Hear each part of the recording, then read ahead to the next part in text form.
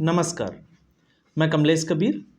आपका एक बार फिर स्वागत करता हूं इस नए एपिसोड में। आज के इस एपिसोड में हम बात करने वाले हैं महाराष्ट्र की राजनीति चुनाव से पहले जिस तरीके से करवट बदल रही है, कोई भी जो है वो उसमें सटीक तरीके से अंदाजा नहीं लगा सकता कि गेंद जो है वो कौन से पाले में है। यहां मैं बात कर रहा हूं नरेटिव की। और ऐसी स्थिति में राजनीति का चाणक्य कहे जाने वाले अमित शाह, जिसको एक व्यक्ति ने 10 विधायक दिखाए और 35 विधायकों का एडवांस उठा लिया, ये जो है हालांकि एक जो है वो राजनीतिक मीम्स है, लेकिन आपको पता होगा हमेशा जो है जब भी कोई पार्टी टूटती है या कोई सरकार भारतीय जनता पार्टी के साथ आकर कोई पार्टी सरकार बनाती है या किसी के विधायक जो है वो अपनी पार्टी को छोड़कर भारतीय जनता पार्टी के साथ जाते हैं, तो फिर ऑपरेशन लोटस याद आ जाता है। तो इसलिए मैंने ये कहा है कि 10 विधायक दिखाकर 35 विधायकों का एडवांस उठाने वाले अजीत पवार ने पहली बार, क्योंकि अमित शाह को अगर किसी ने ठगा है तो वो पहली बार अजीत पवार ने ठगा है। आप याद कर लीजिए 2019 में बीजेपी और शिवसेना के जिसको हम कहें कि प्रीपोल जो अलायंस था, उस अलायंस को मजबूती के साथ बहुमत मिला था, लेकिन उद्धव ठाकरे की जो मंशा थी मुख्यमंत्री पद की, उसके चलते गठबंधन टूटा और उसके टूटने के बाद में किसी भी पार्टी के पास में पूर्ण बहुमत नहीं था। तो ऐसी स्थिति में राष्ट्रपति शासन लगा और राष्ट्रपति शासन लगने के बाद में शरद पवार ने सरकार बनाने की कवायदे तेज कर दी। मामला आया महाविकास आघाड़ी की। शाम को लगा कि महाविकास आघाड़ी का जो फॉर्मूला है वो बिल्कुल तय हो चुका है, उद्धव ठाकरे मुख्यमंत्री पद की शपथ ले सकते हैं। लेकिन रात को चाचा के भतीजे अजीत पवार मीटिंग छोड़कर चले गए और फिर सुबह, कोविड की वो सुबह आपको याद होगी, जब सुबह सुबह एक साधारण से कार्यक्रम में जो राजभवन में रखा गया था, उसमें अजीत पवार देवेंद्र फडणवीस के साथ शपथ लेते हुए दिखाई दिए और एनसीपी के विधायकों के समर्थन का पर्चा जो है वो वहां पे दे दिया। और फिर उसके बाद में सबसे कम समय की वो सरकार रही, 80 घंटे वो सरकार रही और उसके बाद में बहुमत नहीं होने की वजह से सरकार गिर गई और फिर सरकार बनती है महाविकास आघाड़ी की। 2.5 साल के लिए मुख्यमंत्री जो है वो उद्धव ठाकरे रहते हैं, लेकिन एक बार फिर अजीत पवार उसी ट्रैक पे लौट आते हैं और साथ देते हैं एकनाथ शिंदे, वो शिवसेना के। दोनों जो है वो अपनी अपनी पार्टियों के अपने अपने जो साथी विधायक हैं उनको लेते हैं और अपनी पार्टियों को तोड़ते हैं और भारतीय जनता पार्टी के साथ चले जाते हैं, सरकार बनाते हैं। लेकिन 2024 में लोकसभा चुनाव का जो परिणाम है वो उत्तर प्रदेश और महाराष्ट्र, ये 2 ही राज्य थे जहां पे भारतीय जनता पार्टी का प्रदर्शन खराब हुआ। बाकी राज्यों में आप देखोगे तो ऐसे आपको लगेगा कि ज्यादा जो है वो कोई असर पड़ा नहीं, क्योंकि ये दोनों बड़े स्टेट थे। तो ऐसी स्थिति में कि अजीत पवार के भारतीय जनता पार्टी के साथ आने से भारतीय जनता पार्टी को क्या फायदा हुआ, तो भारतीय जनता पार्टी को जो फायदा हुआ वो सिर्फ आप इतने देख सकते हो कि क्योंकि मुख्यमंत्री जो है वो एकनाथ शिंदे हैं, शिवसेना के हैं, तो भारतीय जनता पार्टी जो है वो सरकार का हिस्सा रही। ये फायदा जो है वो भारतीय जनता पार्टी को हुआ। लेकिन अब हम बात करते हैं नुकसान की। तो नुकसान पे जब हम आते हैं तो जो पार्टी भारतीय जनता पार्टी शरद पवार की पार्टी पर अगर निशाना साधती थी तो उसका प्रमुख कारण था अजीत पवार के भ्रष्टाचार को लेकर, और प्रधानमंत्री नरेंद्र मोदी तक ने जो है वो उनको निशाना बनाया था। तो एक जो पार्टी भ्रष्टाचारियों को जो है वो ना खाऊंगा ना खाने दूंगा की बात करते थे, अजीत पवार को उन्होंने साथ ले लिया। तो सीधे तौर से राजनीति में कुछ भी जो है वो असंभव नहीं है, राजनीति में सब कुछ संभव है, क्योंकि राजनीति खेल ही ऐसा ही है और सत्ता के लिए कुछ भी किया जा सकता है। ये जो है वो इसमें कोई भी पार्टी अछूती नहीं है, चाहे वो भारतीय जनता पार्टी क्यों ना हो। तो लेकिन हम जिस तरीके से, मैं ये बात क्यों कह रहा हूं उसकी भी बात को हम समझेंगे। मैं इसलिए कह रहा हूं कि अजीत पवार का अभी एक इंटरव्यू वायरल हुआ न्यूज लॉन्ड्री के, जो एक प्लेटफॉर्म है उस पे, और जिस तरीके से अजीत पवार ने जो खुलासे किए, और उसके बाद में वामपंथी मीडिया और दलाल पत्रकारों को जो है, वो नरेंद्र मोदी हो या अमित शाह, केंद्र सरकार को घेरने का एक मौका मिल गया। लेकिन इस वक्त जो मीडिया भारतीय जनता पार्टी या हम कहें कि हिंदुत्व की जो बात करने वाला राष्ट्रवादी मीडिया था, वो अब इस पे जो है वो वीडियो बनाने से कतरा रहा है। लेकिन मुझे लगता है कि ऐसी कोई भी अगर कोई मुद्दा आता है तो उस पर डरना नहीं चाहिए, उस पर वीडियो बनाना चाहिए, फिर चाहे कोई भी पार्टी हो। क्योंकि हमारा काम किसी पार्टी विशेष के लिए नहीं है, हमारा काम है फैक्ट्स के साथ बात करना। और मैं ऐसा इसलिए कह रहा हूं क्योंकि अमित शाह को आज तक किसी ने ठगा नहीं, और ठगा है तो वो पहला व्यक्ति होगा जो अजीत पवार होगा। और किस तरीके से ठगा वो आपने देखा कि अब जो अजीत पवार है वो महायुति गठबंधन का हिस्सा है, सीटों का बंटवारा भी हो गया। और सीटों का बंटवारा होने के बाद में पहली बार ठगा जब नवाब मलिक जेल से बाहर आए, उन्होंने अपनी बेटी सना मलिक को जो है वो टिकट दिलाया अणुशक्ति नगर से, और फिर उसके बाद में खुद भी जो है वो मानखुर्द की सीट से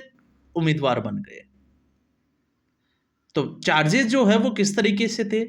दाऊद इब्राहिम के साथ जो है वो कनेक्शन, 1 साल से ज्यादा का समय जेल में रहे, तो पहली बार तो जो है वो इस तरीके से ठगा। अब भारतीय जनता पार्टी की ऐसी कौन सी मजबूरी है, क्योंकि भारतीय जनता पार्टी अकेले दम पे महाराष्ट्र में चुनाव लड़ सकती है, और अकेले दम पर जो है वो अगर हिंदुत्व के मुद्दे पे जिस तरीके से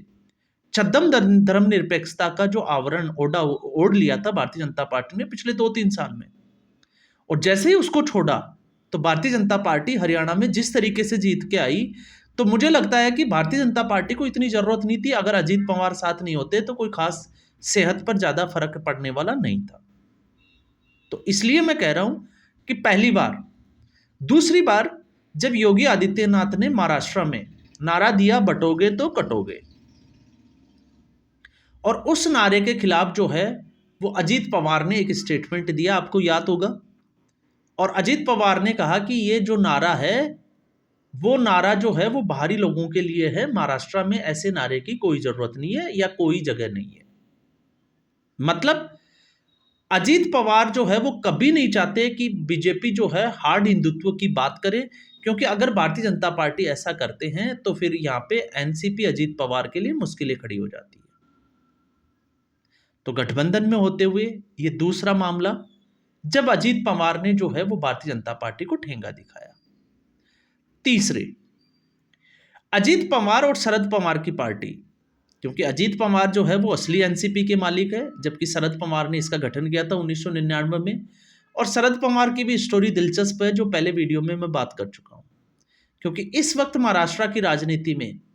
धृतराष्ट्र की भूमिका में अगर कोई नेता है तो वो शरद पवार है। मैं उनको चाणक्य नहीं मानता,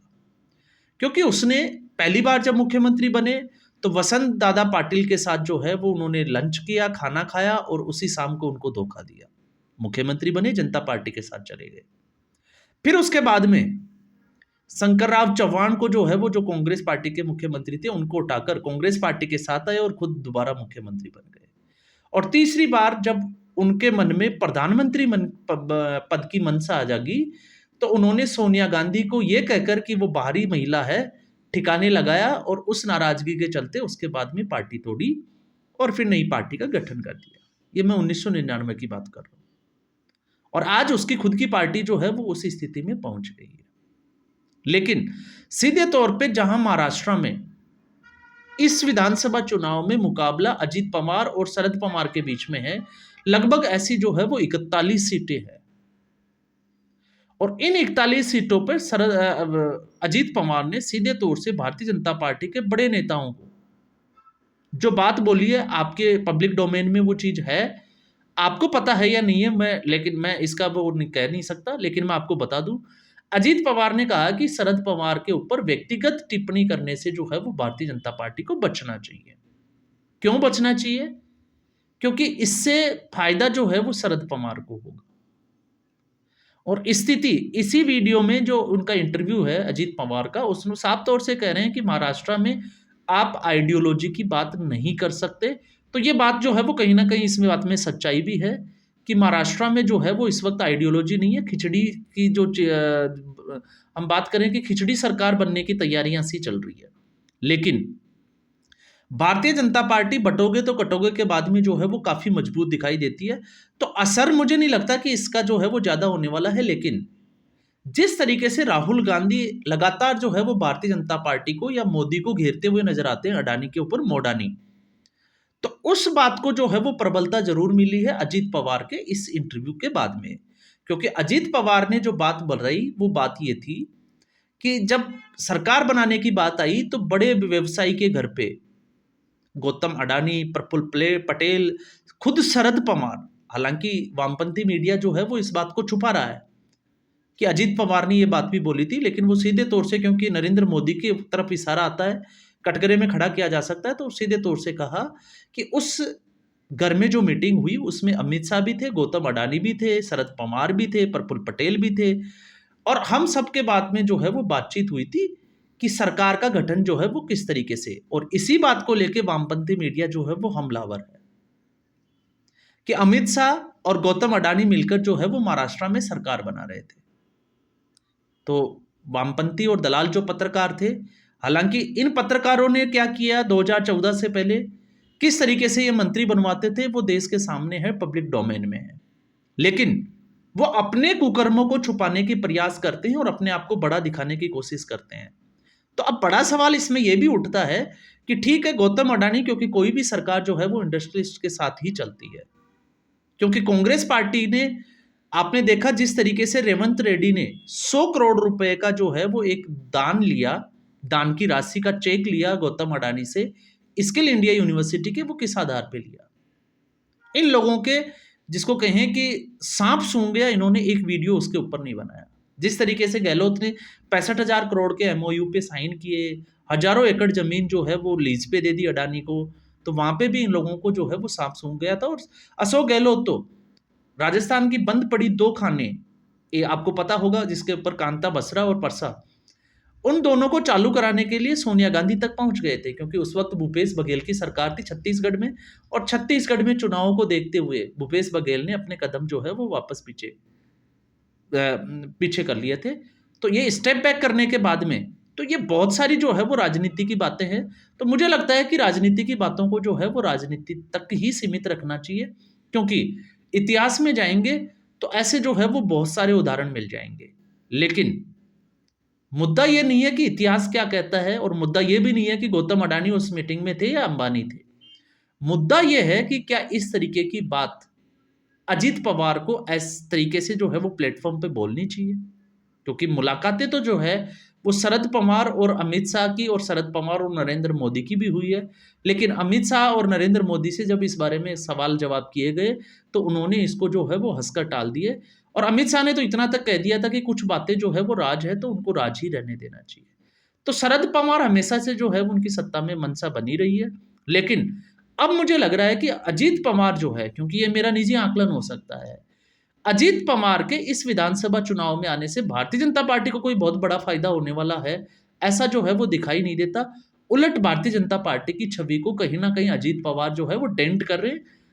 सरकार नहीं बनेगी इसकी जो है वो संभावना कम है, क्योंकि भारतीय जनता पार्टी, और या हम कहें कि महायुति की सरकार बनने की पूरी संभावना है। लेकिन कहीं ना कहीं इमेज को जो अनडेंट करने की बात आती है, तो वो काम अजीत पवार कर रहे हैं। और आने वाले समय में अजीत पवार और शरद पवार की पार्टी एक हो जाए तो इसमें कोई बड़ी अतिशयोक्ति भी नहीं है, क्योंकि इस वक्त वाकई में महाराष्ट्र की जो राजनीति की आइडियोलॉजी है वो इसी तरीके से चल रही है। तो अब आप समझ गए होंगे कि मैंने ऐसा क्यों बोला, ऐसा व्यंग्य क्यों रखा, जिसका थंबनेल था कि 10 विधायक दिखाए और 35 का एडवांस ले गए अमित शाह से, और आज भी अमित शाह को वो बंदा जो है वो ठग रहा है, और अमित शाह और भारतीय जनता पार्टी उसको लेकर चुप है। तो कुछ तो राज होंगे जो बाहर नहीं आने चाहिए, लेकिन फिर भी देर सबेर कुछ ऐसी चीजें होती है जो अपने आप को साफ करने के लिए दूसरों के ऊपर कीचड़ जरूर उछाला जाता है। तो आज के एपिसोड में बस इतना ही। उम्मीद करूंगा ये एपिसोड वीडियो आपको जरूर पसंद आया होगा। वीडियो को पसंद आया, अगर आपको अच्छा लगा तो इसको ज़्यादा से ज़्यादा शेयर करें, और अगर आपकी कोई इसके ऊपर राय है तो मुझे कमेंट बॉक्स में जो है वो अपनी राय जरूर दे, आपके सुझाव जरूर दे, ताकि मैं इसमें और कुछ जो है वो